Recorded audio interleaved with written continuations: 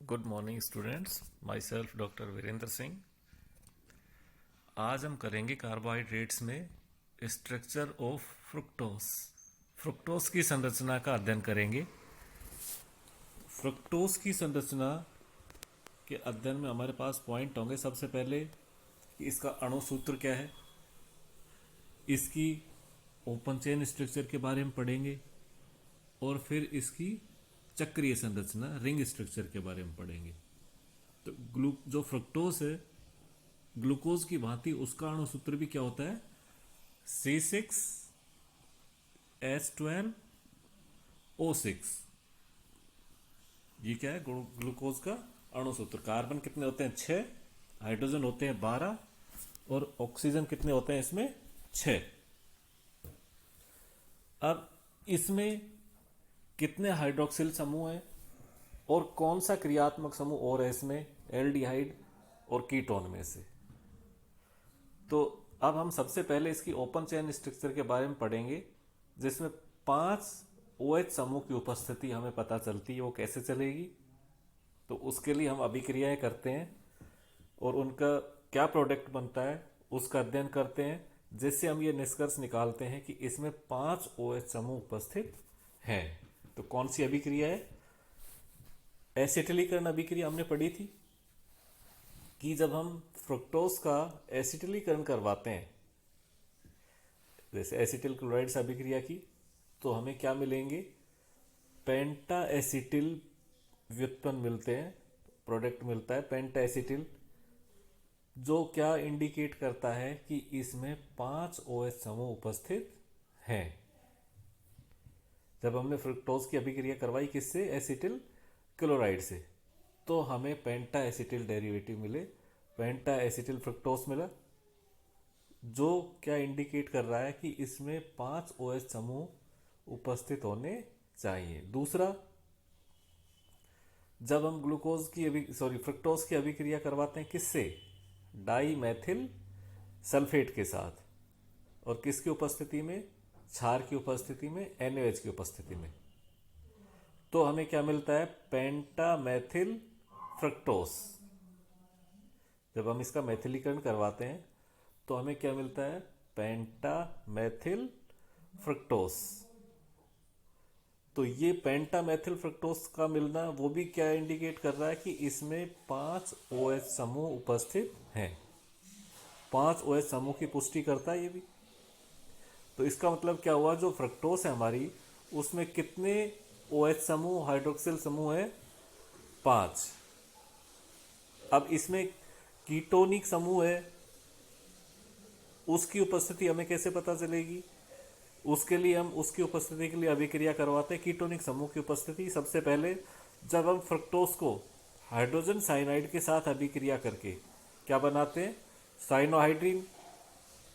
Hydroxyl amine के साथ अभिक्रिया करवाते हैं तो क्या बनता है, ऑक्सीन बनता है। और ये अभिक्रियाएं कौन देते हैं, कार्बोनिल समूह। तो ये क्या इंडिकेट कर रहा है कि इसमें एक कार्बोनिल समूह उपस्थित है, क्योंकि फ्रक्टोस है, हाइड्रोजन साइनाइड के साथ अभिक्रिया करके क्या बनाता है, फ्रक्टोस साइनोहाइड्रीन। क्या बनाता है, फ्रक्टोस साइनोहाइड्रीन। और हाइड्रोक्सिल एमीन के साथ अभिक्रिया करके क्या बनाता है, ऑक्सीन बनाता है, फ्रक्टोस ऑक्सीन। तो ये इसमें कार्बोनिल समूह की उपस्थिति को क्या करते हैं, निश्चित करते हैं कि निश्चित ही इसमें फ्रक्टोज के अंदर एक कार्बोनिल समूह उपस्थित है।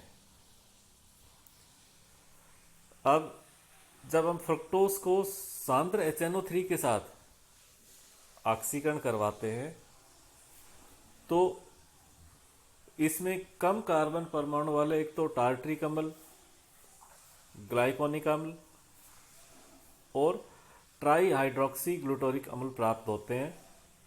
अतः कार्बोनिल समूह कौन सा है इसमें, कीटोनिक समूह है।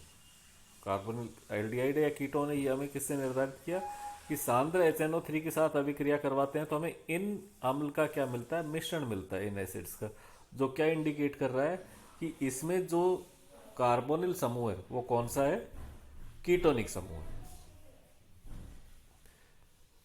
अगर हम फ्रक्टोज का सोडियम अमलगम और जल से अपचयन पर करवाते हैं तो हमें क्या मिलता है, सर्बिटोल और मैनिटोल का मिश्रण प्राप्त होता है। ठीक है, जो भी क्या इंडिकेट कर रहा है कि यहां पर कौन सा समूह उपस्थित है, इसमें कार्बोनिल समूह उपस्थित है। फ्रक्टोस में ये इन अभिक्रियाओं से हमें क्या पता चला, कौन सा कार्बोनिल समूह उपस्थित है, कीटोनिक। कार्ब फ्रक्टोस में कीटोनिक समूह उपस्थित है, लेकिन फिर भी ये जो माइल्ड रिएजेंट होते हैं, जैसे टोलेन अभिक्रमक है, बेंडिक्ट विलियन है, फेलिंग विलियन है, इनका भी ये अपचयन कर देता है। जबकि ये अभिक्रियाएं किसकी होती है, एल्डिहाइडिक समूह की। तो इनका भी ये अपचयन कर रहा है। तो इससे क्या इंडिकेट हो रहा है कि जो फ्रक्टोस है उसमें एक अल्फा हाइड्रोक्सी कीटोनिक होना चाहिए। कीटोनिक समूह के साथ एक अल्फा कार्बन पर क्या होना चाहिए, OH समूह। और ये अल्फा हाइड्रोक्सी कीटोन जब क्षारीय माध्यम में अभिक्रिया करवाते हैं तो ये समावयवी एल्डिहाइड में परिवर्तित हो जाता है और ये टोलेन अभिक्रमक, बेनेडिक्ट विलियन और फेलिंग विलियन का अपचयन कर देता है। तो जो ये फ्रक्टोस है ये एल्डिहाइड समूह वाली अभिक्रिया क्यों देता है, क्योंकि इसके अल्फा कार्बन पर क्या समूह, कौन सा समूह उपस्थित है, OH समूह। और क्षारीय माध्यम में ये किस में कन्वर्ट हो जाता है, एल्डिहाइड में बदल जाता है, जिससे कि ये एल्डिहाइडिक समूह वाली अभिक्रिया भी देने लग जाता है। अब इसमें 6 कार्बन परमाणु की एक सीधी श्रृंखला उपस्थित है, ये हमें कैसे पता चला। इसके लिए हम कौन सी अभिक्रिया करेंगे, जब हमने क्या किया कि फ्रक्टोस की हाइड्रोजन साइनाइड से अभिक्रिया करवाई HCl से, तो हमें क्या मिलेगा, फ्रक्टोस साइनोहाइड्रीन।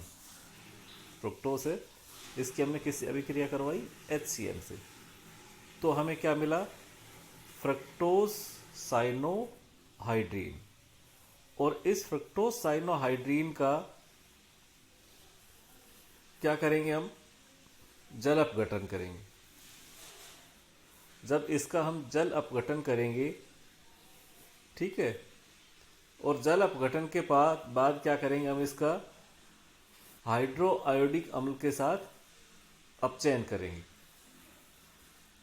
तो हमें क्या मिलेगा, एक 6 कार्बन परमाणु युक्त 2 मेथिल हेक्सेनोइक अम्ल। क्या मिला, 2 मेथिल हेक्सेनोइक अम्ल। तो जो ये अम्ल मिल रहा है, इसका मतलब ये क्या इंडिकेट कर रहा है, कितने कार्बन इसमें, 6। तो इसका मतलब क्या हुआ कि ये एक 6 कार्बन परमाणुओं की सीधी श्रृंखला इसमें उपस्थित है, किसमें, फ्रक्टोस में। इसके अलावा जब फ्रक्टोस के सोडियम अम्लगम और जल के साथ अपचयन करवाते हैं तो हमें क्या मिलता है, सर्बिटोल और मैनिटोल का मिश्रण मिलता है। और जब हम इस सर्बिटोल और मैनिटोल के मिश्रण का हाइड्रो आयोडिक अम्ल के साथ अपचयन करवाते हैं, क्या करवाएंगे, इसका हाइड्रो आयोडिक अम्ल के साथ अपचयन, किसका, फ्रक्टोस के सोडियम अम्लगम और जल से अपचयन पर प्राप्त उत्पाद का, कौन सा उत्पाद मिलता है उससे, सर्बिटोल और मैनिटोल का मिश्रण। इस मिश्रण का जब हम हाइड्रो आयोडिक अम्ल HI से अपचयन करवाते हैं तो हमें क्या मिलता है, 2 आयोडो हेक्सेन और हेक्सेन, इनका मिश्रण प्राप्त होता है। तो ये क्या शो करता है कि ये अभिक्रिया हमें क्या इंडिकेट कर रही है कि इसमें 6 कार्बन परमाणु की एक अशाखित विवृत श्रृंखला इसमें उपस्थित है, उसकी उपस्थिति को निश्चित करता है। ठीक है, तो इन अभिक्रियाओं से हमें क्या पता चला कि जो हमारा फ्रक्टोस है उसमें 6 कार्बन है और वो कैसी श्रृंखला है, विवृत श्रृंखला है। उसमें कितने OH समूह हैं, 5 OH समूह हैं। एक कार्बोनिल समूह है। कौन सा कार्बोनिल समूह है इसमें? कीटोनिक कार्बोनिल समूह है। तो इसके आधार पर इसकी निम्न संरचना दी हुई है, जो हमने यहाँ इंडिकेट कर रखी है कि इसमें ये 6 कार्बन है, इसके साथ 5 OH समूह है और एक एल्डिहाइडिक समूह है। और इसकी पुष्टि हम ग्लिसरॉल्डिहाइड और डाइहाइड्रोक्सी एसीटोन की तनु क्षार की उपस्थिति में अभिक्रिया से फ्रक्टोज जो बनाते हैं उससे इसकी पुष्टि होती है। फ्रक्टोज का विन्यास, अब इसमें OH समूह किस तरफ होंगे? क्योंकि इसमें कितने OH समूह है? 5 OH समूह। तो ये 5 OH समूह किस तरीके से विन्यासित होंगे? तो इनका विन्यास क्या होगा? जब हम ग्लूकोज और फ्रक्टोज की फेनिल हाइड्रोजीन से अभिक्रिया करवाते हैं तो क्या बनता है? ओसाजोन बनते हैं। तो ग्लूकोज और फ्रक्टोज से एक ही तरीके के ओसाजोन बनते हैं और इनके ओसाजोन बनने में कौन कौन से कार्बन भाग लेते हैं? कार्बन फर्स्ट और कार्बन सेकंड, 2 ही कार्बन प्रयुक्त होते हैं। तो इसका मतलब क्या हुआ कि इन दोनों से समान ओसाजोन बनते हैं। तो जो कार्बन 1 और कार्बन 2 के अलावा, इसका मतलब क्या हुआ कि सभी कार्बन है बाकी के, उनमें हाइड्रोजन और OH समूह की व्यवस्था ग्लूकोज की व्यवस्था के समान ही होगी, क्योंकि सेम ओसाजोन बना रहे हैं। ओसाजोन बनाने में कौन से कार्बन भाग लेते हैं? कार्बन 1 और कार्बन 2। तो इसका मतलब क्या हुआ कि कार्बन 3, 4, 5, 6 इन पर H और OH समूह का विन्यास ग्लूकोज के विन्यास के समान ही होता है। C3 पर OH किस तरफ होता है? ग्लूकोज में दाईं तरफ होता है, सॉरी बाईं तरफ होता है। और बाकी सभी OH समूह किस तरफ होते हैं? दाईं तरफ होते हैं। तो ऐसे ही फ्रुक्टोज में भी क्या होगा कि जो तीसरे कार्बन पर OH समूह है, किस पर? तीसरे कार्बन पर, वो किस तरफ होगा? लेफ्ट साइड में होगा। बाकी सभी किस तरफ होंगे? राइट साइड में होंगे। तो इस तरीके का विन्यास होगा किसका? फ्रुक्टोज का। ठीक है। और ये विन्यास किसके समान होगा? तीसरे, चौथे, पांचवें और छठे कार्बन का ग्लूकोज के समान, क्योंकि दोनों से ओसाजोन कैसे बन रहे हैं? सेम ओसाजोन बन रहे हैं। तो केवल किन की संरचना अलग हो सकती है? कार्बन 1 और 2 की। ग्लूकोज में कार्बन 1 पर कौन सा क्रियात्मक समूह होता है? एल्डिहाइडिक।